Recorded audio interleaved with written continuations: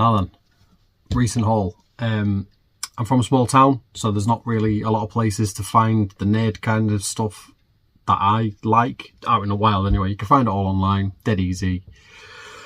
What was the excitement in that? But there's a record shop, actually not far from me, and my daughter loves like vinyl records and everything, and I went in there with her one day and they've got like a little DVD section.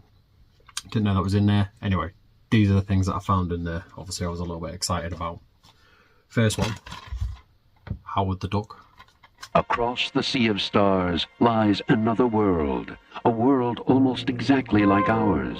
This is where he lives. He's 27 years old, single but searching.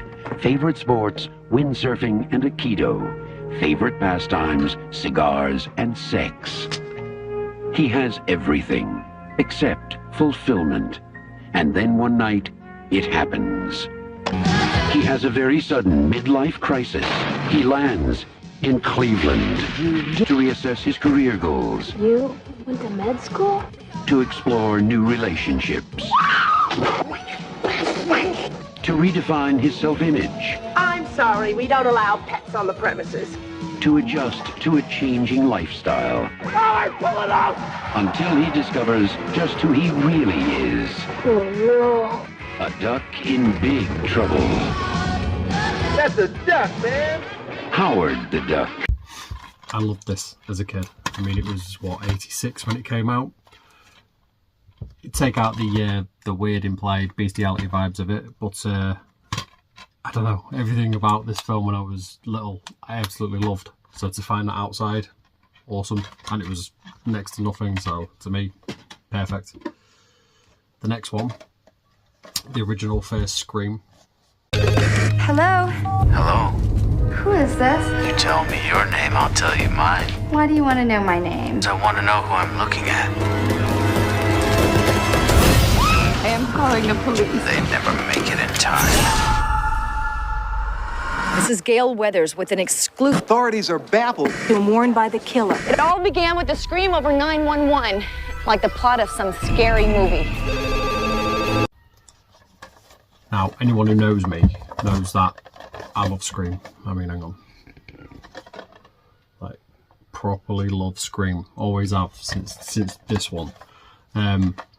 Came out in 96. The reason I got this DVD, I've already got it obviously, but it's not often that I see this case, because when I first had it on VHS, this was the only case that came out with it.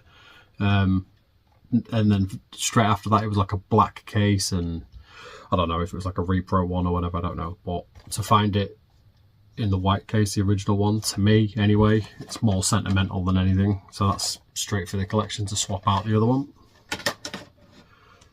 Next one. Garbage Pail Kids movie.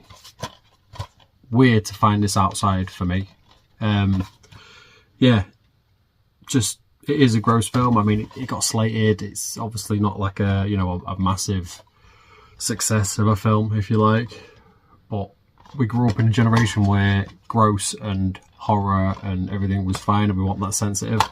So all this kind of like weird stuff, right up my alley. Absolutely perfect. What's that?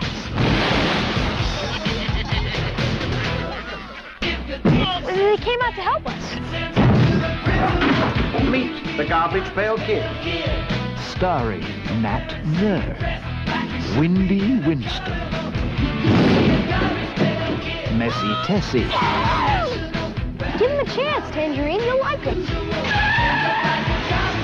Alligator, Valerie Vomit, Lisa Gray. I'm gonna get fired for this. And the last one is a sequel, but, you know, whatever. Demons 2.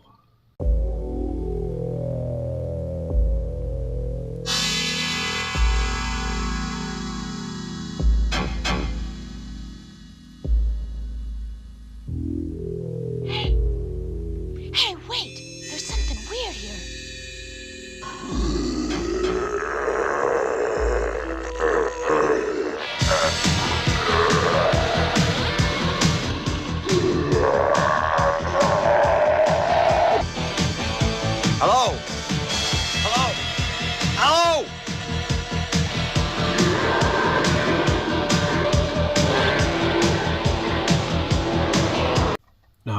the first one of this is Dario Argento's.